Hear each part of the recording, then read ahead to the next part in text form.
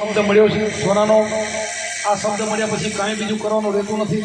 ભગવાન તમારા ભેગો છે અને કર્મ તમારું જે કરતા જાઓ. બાકી ખોટું આપણે જેને ઉપદેશ આપી તમને ખબર છે કે ભાઈ દારૂ નહીં, મટન નહીં, ચોરી નહીં, કિનારી નહીં, જુગારા બધું નહીં. 5 મુદ્દા આપણે આપી છે. બીજો તો વ્યવસાય તો બધાને કરવો પડે. કૃષ્ણ ભગવાને ગીતા જેમ કીધું કૃષ્ણને કે કર્મ નહીં કરતો તારો નિર્વાહ નહીં આવે, તો આમાં બીજું ક્યાં ના પડ્યું? અર્જુને કીધું કે આ બધાએ મારી નાખતાને પાપ નહીં લાગે. તો તમે કોઈ ખેડૂત હોય તો અમે કેમ ખેડૂતનું કહી ભાઈ ખેડૂતના દીકરાને પાપ નહીં લાગે? ઘણા દિયાળોના દીકરા હોય ભાઈ ખેડૂત ખેતી નહીં કરો તો તમે શું આ વાતો કરો શું ખાશો? તમે વાતો કરો દયાળુ એમને હાલે. આ જે મિલિટરીમાં સરહદમાં બધા બેઠા એ બધા જો દયાળુ હોય બધા તો તમારું શું થશે? એમ નથી. તમે ગીતાજીને સમજો, તમે કૃષ્ણને સમજો, તમે સંતોને સમજો. કરવાનું છે એ કરો, બીજી વાતો ઉપર તમે ન જાઓ. જે ગુરુમાં તમને શબ્દ આપ્યો ને 5 મુદ્દાની પકડ કરો. બાકી તો બધું જે કરવાનું છે એ થઈ શકે, પણ વ્યવહારિક રીતે જે બતાવ્યું છે એ રીતે થઈ શકે. આપણે વિશ્વાસઘાત કોઈથી ન કરાય, કોઈનો આત્મા દુભાવાય નહીં, કોઈનું મન દુભાવાય નહીં, એવું જીવન ન જીવો. બધાને તમે પ્રેમ આપતા શીખો. આવું બધું શીખી જાઓ અને ગુરુમાં જ બધું શીખાડે છે. અને શબ્દમાં તાકાત છે, સમરણ કરો ને તો તમારા બીજી ભાત પડી જાય, તમે બીજા બની જાઓ. આ ઉપદેશ લ્યો ને એટલે કાલથી તમે બીજા બની જાઓ. શું કામ? એની હૃદયની અંદર પરમાત્મા અને સમરણ થાય ને એટલે જાગૃતિ થાય. જાગૃતિને પરમાત્માને ઓળખ થાય એટલે તમને ખબર પડે હું જેને છેતરું છું એમાંય ભગવાન બેઠો છે. મારા પછી એનામાં જ તમે છેતરતા બંધ થાઓ. વિશ્વાસઘાત કરતા તમે બંધ થઈ જાઓ કે મારી અંદર બેઠો છે અને સામે એ જ બેઠો છે, મારાથી નહીં થાય. એ તમે સમજી જશો અને પછી પરમાત્મા તમને શુભ લક્ષ્મી, સારી લક્ષ્મી આપશે. તમારા ઘરમાં ખાસ પેટી સુધી ન ખૂટે એવી આપશે. અને તમે ખોટું કરીને હશે ને એ તો દાયકો 2 દાયકામાં 20 વર્ષમાં એ તો ઉપડી જાય, ફલાઈ થઈ જાય. આવી લક્ષ્મી તમારા ઘરમાં આવે. અને આપણા ભક્તો છે ને બધા આનંદ કરે છે. આ મારા શિષ્યો તમે બધા બન્યા, જેને બન્યા એને ખબર છે. કોઈ 5 વર્ષના, કોઈ 10 વર્ષ પહેલાં બન્યા. પહેલાં કરતાં બધાની હાલત સારી નથી. તમે વિચાર કરો, હું તો જામનગર જિલ્લાની વખાણ કરું છું કે તમે સાધારણ નોકરી કરતા હો, મજૂરી કરતા હો, છતાં તમે બધે વાયકામાં પહોંચો તો તમને ટિકિટ ને ભાડું ક્યાં બીજા કોઈ ગામમાં આવવા આવે બીજે લેવા જાઓ છો? તમારી જ કમાઈમાં તમે નીકળો તો એ કેમ તમારો આલેશાન ફર્સ્ટ ક્લાસ આવે? પણ તમને આના ઉપર વિશ્વાસ છે. શું કામ? કે ભજનની કિંમત કેટલી છે? એક શબ્દની કિંમત 3 લોક બતાવીએ. 3 લોક કોને કહેવાય? પાતાળ લોક અને આ મૃત્યુલોક એટલે પૃથ્વીલોક. આ ભારત જેવો આપણે એક જેવા 9 ખંડ બધા ભેગા કરો ને મૃત્યુલોક આ થાય એક, અને એક સ્વર્ગલોક. આ 3 ભેગા કરો ને તો ગુરુના શબ્દને તોલે ના આવે એવો શબ્દનો આની કિંમત છે, એવો શબ્દ છે. એટલે એ શબ્દની કિંમત છે, એટલે એનાથી લક્ષ રાશિ છૂટે, બીજા નામથી નહીં છૂટે. કોટી ગુનામાં સંસારમાં તેથી મુક્તિ ન હોય. આદિનામ ગુપ્ત જાણે બિરલા કોઈ. આ આદિનામ છે ને એ ગુરુના શબ્દથી મળે. એટલે તો આપણા જેટલા અવતારો થઈ ગયા ને એ બધા આ સન્માન કરી ગયા છે બધા જ. અને એની મુક્તિ થઈ ગઈ અને ફરીને પાછા ફરીને મનુષ્યમાં આવી શકે છે. આપણા સંતોએ કીધું ને, સંત બીજ પલટે નહીં ડૂબ જાય અનંત, ઊંચ નીચ કર અવતરે થાય સંતરાસન. શું કીધું? ઊંચ કે નીચ ગમે વર્ણમાં પાછો સંત જ થાય. સંત બીજ એટલે તમને ઉપદેશ મળી ગયો બીજ કહેવાય. તમારામાં બીજનું રોપણ થઈ ગયું ને એટલે તમારા જે કાંઈ બધા કર્મો છે ને કપાઈ જાય, ક્રિયામણ જાય, સંચિત જાય અને પ્રારબ્ધ ભાવ સહેલું થઈ જાય ભોગવવામાં. એટલે બીજો જન્મ તમારો વળીને તમે જ્યાં ઈચ્છા કરો ત્યાં જન્મી શકો. આશા ત્યાં વાસા સુરતા તે મકાન, ત્યાં તમે ઈચ્છા પ્રમાણે આવી શકો. એવો તમારો એવું ભજન છે. આ ગુરુનો સંબંધ એવો છે. એટલે એક સંતનો મત નથી, હું તમને ગીતાનો મત આપું. કૃષ્ણ ભગવાનને અર્જુને કીધું કે યોગ ભ્રષ્ટ પુરુષની શું ગતિ થાય? કે યોગ કરતો ભ્રષ્ટ થઈ જાય અને ભજન ન કરી શકે તો બીજા જન્મમાં એનું કેવું થાય? યોગ ભ્રષ્ટ પુરુષને શું ગતિ થાય? કે આ વાદળ વિખાઈ જાય પતન થાય? તો કે ના બેટા, પતન ન થાય.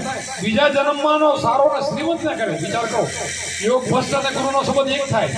યોગ ભ્રષ્ટ પુરુષનો બીજા જન્મની અંદર સારા ને શ્રીમંત ને કરે એનો જન્મ થાય અને પાછો યોગ પકડી લે. વિચાર કરો, ગુરુગમ પકડી લે, એને ચાવી મળી જાય એ બેઠા એનો જન્મ થાય. એટલે આ કરેલું છે ને ફોકસ નહીં જાય. એટલે રીતે આપણે કહ્યું છે કર્મ કરતો જાય, હાથ મારતો જાય, મફતનું લઈશ નહીં, નિરાશ થઈ નહીં, નતું કરતા બંને. આ બધું ગીતામાં લખ્યું છે, પણ ખાલી વાંચી છીએ આપણે, કરતા નથી. ઉપર જાય બધું. ગીતા વાંચવાથી શું? મને 15 અધ્યાય મોઢે હોય તો શું? એ બોલવાથી શું ફાયદો? મને ત્રાસ લાગે, હું પાણી કરે તો મને કે મારું પેટ ભરાશે. બોલવાથી ભરાશે? ભોજન કરો તો મારું પેટ ભરાશે?